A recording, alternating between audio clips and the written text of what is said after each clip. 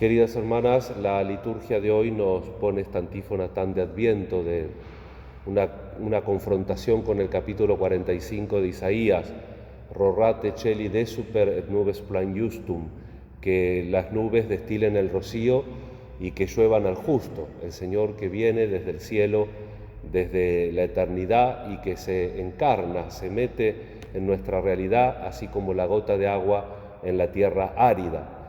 Y entonces hoy vamos a compensar una serie de evangelios donde el personaje va a ser San Juan Bautista, que como bien dice Jesús hoy, es el profeta más grande y en el reino de los cielos, en la nueva economía que comienza con él, el profeta definitivo, de los tiempos definitivos. Jesús dice, el más pequeño es más grande que él, porque es la economía de la gracia, ya no es el esfuerzo, aunque el esfuerzo es importante, pero ya no es el esfuerzo, el cumplimiento de la ley, el que nos salva, sino la gracia de Dios que está en nuestra vida. Por eso, hasta el 17 de diciembre, hasta el jueves que viene, una semanita, la tónica la va a marcar el Evangelio. Esta semana que pasó, la tónica la marcaba la felicidad, la esperanza, el refugio que encontramos en el Señor que nos daba el profeta Isaías, que inclusive encontraba los ecos en la oración colecta de la misa, y ahora esto lo va a hacer el Evangelio. Por supuesto que el gran protagonista junto con San Juan Bautista, con San José, con la Virgen María, es el profeta Isaías en este tiempo del Adviento. La profecía se prepara para cumplirse en el pueblo de Israel, y el profeta Isaías, le dice al pueblo de Israel, por boca de Isaías, pero Dios le dice al pueblo de Israel, yo te convertiré en una trilladora afilada, nueva, de doble filo, mach-chu, podríamos decir. Vieron que ahora aparece siempre un aparato más nuevo, una trilladora mach-chu, de doble filo. ¿Y qué quiere decir esto? Que el pueblo de Dios tiene que preparar. Esa trilladora va a ser tan efectiva que va a trillar los montes también, va a aplanar totalmente el camino. Y fíjense que siempre el profeta Isaías es universalista, no es particularista. La salvación no es solamente para el pueblo de Israel, sino que es para todas las naciones. Esa trilladora, ese aplanar el camino, va a hacer que la salvación llegue a los confines de la tierra. Y siempre, obviamente, el tema del consuelo de Dios, ¿no? Los pobres, los indigentes, buscan agua en vano, su lengua está reseca por la sed, pero yo el Señor les responderé. Yo el Señor de Israel no abandonaré, no abandona el Señor. Hará brotar ríos, pondrá los cedros, las acacias, los mirtos, todos estos árboles que también tienen un sentido espiritual en la palabra de Dios. Y después esto que tenemos que comprender en toda nuestra vida, si somos capaces. Dice, para que todo lo que va a hacer, lo va a hacer para que ellos vean y reconozcan, para que reflexionen y comprendan de una vez que la mano del Señor ha hecho esto. ¿Entendemos nosotros en nuestra vida que la mano del Señor ha hecho esto? No es solamente Dios la mano tendida al pobre, al hambriento, al que tiene sed, al que no tiene casa, que es eso también, pero también todo lo que hace en el mundo lo hace el Señor. Y ese es el secreto que nosotros tenemos que descubrir en la creación. Jesús dice que el más pequeño en el reino de Dios es más grande que Juan, porque tiene la posibilidad de encontrar la salvación. Si bien la salvación es gratis y es obra de la gracia, sin embargo también acá Jesús habla de la violencia. La violencia no en el sentido de agresión, sino en el sentido de fuerza, en el sentido de combate. Dice Jesús que el reino de Dios lo tienen que ganar los que se hacen violencia, los que se hacen esfuerzo. Tenemos que esforzarnos porque el reino de Dios esté entre nosotros.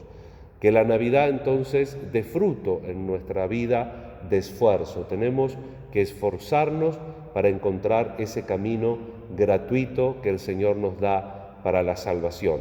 Y hay que esforzarse, ¿por qué? Porque la voluntad sigue libre y es frágil. Y entonces el esfuerzo, la violencia, que viene de la misma etimología que virtud, vir primordialmente es fuerza, secundariamente es hombre, se traduce por hombre en el latín, la fuerza, la virtud que nosotros tenemos que hacer, el equilibrio, la palabra virtud en griego se dice arete y se traduce por equilibrio, fuerza y equilibrio para meternos en esa senda del Señor y para también nosotros ser, como en la profecía de Isaías, una trilladora moderna. Ya la trilladora de Isaías era match 2, nosotros podríamos ser match 3, la 3, la número 3, para que nuestra vida también allane el camino a fin de que otros puedan acercarse al Señor. Y por último nos encomendamos a la Virgen. En el calendario de hoy, aunque no está escrito porque salió fines del año pasado, en abril el Santo Padre agregó al calendario litúrgico general, el año que viene va a figurar, el 10 de diciembre como memoria libre, memoria optativa o ad libitum, como se dice en latín, de Nuestra Señora de Loreto, porque se hicieron así unos estudios complementarios a estudios que ya habían. En el siglo XIII se celebraba ya que de la noche del 9 al 10 de diciembre los ángeles habían trasladado la Santa Casa de Nazaret, primero a Dalmacia, que está enfrente de Italia, por el Adriático, cerca de Medjugorje, lo que sería hoy Medjugorje, cerca de Croacia. Después la casa es trasladada al frente, a un bosque, fines del siglo XIII, donde hay hurtos y finalmente la ponen donde está ahora en Marche, en Italia, y desde entonces que se venera y se celebra hoy la traslación de la Santa Casa. Se habían encontrado algunos documentos donde parecería que los cruzados habían trasladado esas 3 paredes que se veneran. Lo que no está en discusión que las paredes son de Nazaret, eso no cabe duda, porque tanto la piedra como los pólenes, como todos los estudios, sin ninguna fisura, atestiguan que la casa, que las paredes son de la casa de Nazaret. Lo que había duda, lo que no se creía, sobre todo con la mentalidad moderna, era el tema de que la habían trasladado los ángeles, que es el motivo por el cual la Virgen está vestida como un avión.